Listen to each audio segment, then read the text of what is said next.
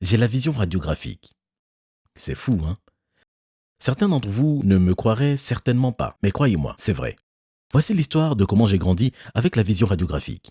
Faites en sorte de rester à l'écoute jusqu'à la fin de la vidéo pour entendre comment j'ai fini par devenir célèbre grâce à ça. Avant de continuer, n'oubliez pas de mettre un pouce bleu sous la vidéo, de vous abonner et d'activer les notifications pour ne pas rater nos histoires folles. Quand je suis né, j'étais un bébé normal. Je n'avais pas la vision radiographique à ce moment-là, car quelque chose ne m'était pas encore arrivé. Vous voyez, j'ai reçu ce don dans un accident. J'avais 13 ans. Mon père travaillait dans une centrale nucléaire et j'allais le voir à son travail. Il me faisait visiter l'endroit, il me montrait les boutons ainsi que les cadrans qu'il contrôlait. Et il m'a aussi montré une installation secrète où il stockait toutes sortes de produits chimiques. Le truc, c'est que il n'avait aucune idée de quel genre de produit chimique c'était. Certains scientifiques là-bas pensaient que c'était un nouvel élément. Mon père n'aurait pas dû m'emmener là. C'était top secret, mais je devine qu'il voulait impressionner son fils de 13 ans. J'étais très intéressé. Depuis ce moment-là, je voulais devenir une fois adulte un scientifique dans le monde du nucléaire, tout comme mon père. Je me suis avancé près d'un grand récipient rempli d'une substance chimique étrange. Ça faisait des bulles et ça avait une couleur rouge. Le récipient était en dessous de nous et on le regardait depuis l'étage. Je me suis rapproché pour bien voir, mais j'ai glissé. Je ne sais pas pourquoi mes lacets étaient défaits, ou peut-être que j'étais trop excité, mais j'ai perdu l'équilibre et je suis tombé. Tout droit dans le récipient chimique. Mon père criait, et puis la dernière chose que je me souviens est d'être tombé dans ce liquide chimique. Et je me souviens que c'était bien chaud, puis j'ai perdu connaissance. La chose dont je me souviens ensuite, c'est que j'ai été sorti du récipient par une grosse machine et on m'a reposé sur le sol. Il y avait beaucoup de monde autour de moi et je pouvais les entendre crier. Puis j'ai entendu la voix de mon père.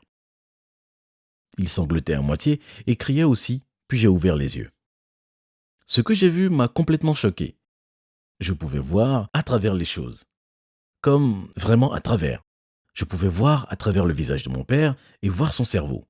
Je pouvais voir à travers les habits de certains des autres scientifiques et j'ai rougi car je pouvais aussi voir à travers les habits d'une femme. C'était fou. J'avais la vision radiographique. Mais c'était difficile également de voir. Imaginez-vous en train de marcher dans la rue et de voir à travers tout. Je ne savais pas comment contrôler mes pouvoirs et je n'avais aucune idée de combien de temps ça allait durer. Personne ici ne savait encore que j'avais la vision radiographique, il voulait tout simplement m'amener à l'hôpital pour vérifier que je ne risquais pas de mourir. Je me sentais bien, totalement bien, à part peut-être que je me sentais un peu plus fort, mais je gardais mes yeux fermés car la vision radiographique me donnait mal à la tête.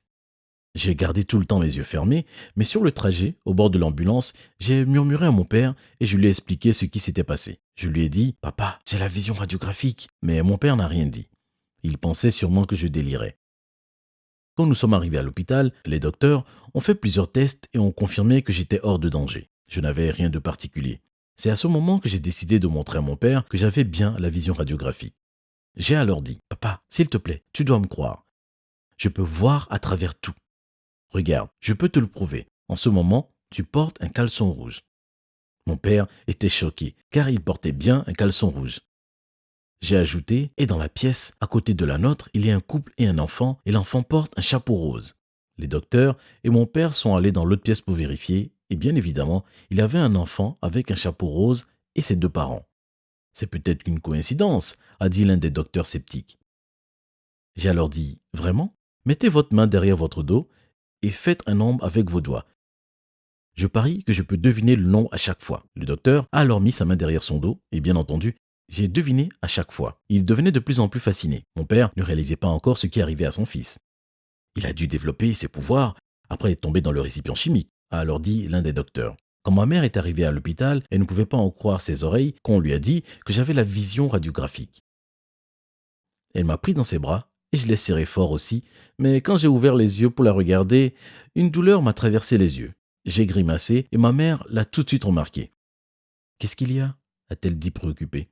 J'ai gémi. « C'est juste que parfois la vision radiographique me fait mal. » Après avoir entendu ça, elle a dit qu'on avait besoin de quelqu'un pour m'aider à contrôler mes pouvoirs. Après ça, je suis resté à l'hôpital et on m'a donné un thérapeute pour m'aider à faire des exercices pour contrôler ma vision. Par exemple, on pratiquait l'ajustement de ma vision pour voir à travers les livres et lire chaque couverture. C'était difficile et parfois j'avais un mal de crâne, mais avec du temps, j'ai réussi. Après 6 mois d'exercice, je contrôlais finalement mes pouvoirs. Au même moment, le gouvernement a évidemment entendu parler de moi et ils sont venus à l'hôpital pour faire des tests par eux-mêmes. Ma mère avait peur qu'ils me prennent, mais j'imagine qu'ils ne me prenaient pas pour une menace. Et aussi longtemps qu'ils pouvaient faire des tests sur moi, à chaque fois qu'ils le voulaient, alors ça leur allait. Finalement, un an après mon accident, j'étais capable de retourner en cours. Durant cette période d'un an, j'étais devenu quelque peu célèbre. Tout le monde avait entendu parler d'un garçon avec la vision radiographique. Et dans mon école, je suis devenu une célébrité. Tout le monde voulait me voir utiliser mes pouvoirs. Et je suis devenu encore très populaire, alors même que j'étais totalement invisible avant de recevoir mes pouvoirs. Vous pouvez penser, waouh, j'ai trop de chance d'avoir ces pouvoirs, mais vous devriez faire attention à ce que vous souhaitez. Mes pouvoirs sont devenus de plus en plus lourds à porter pendant mes années au lycée.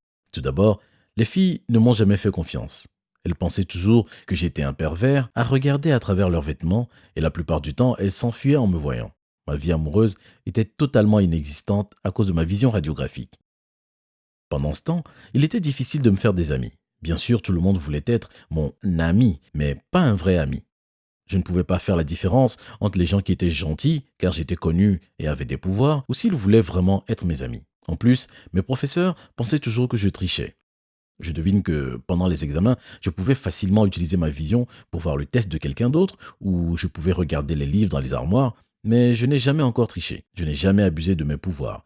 J'étais une bonne personne. Je n'allais jamais tricher ou faire quelque chose de la sorte. Et peu importe combien de fois j'ai dit à tout le monde que j'étais innocent, ils ne me croyaient jamais. Et puis, il y avait une brute.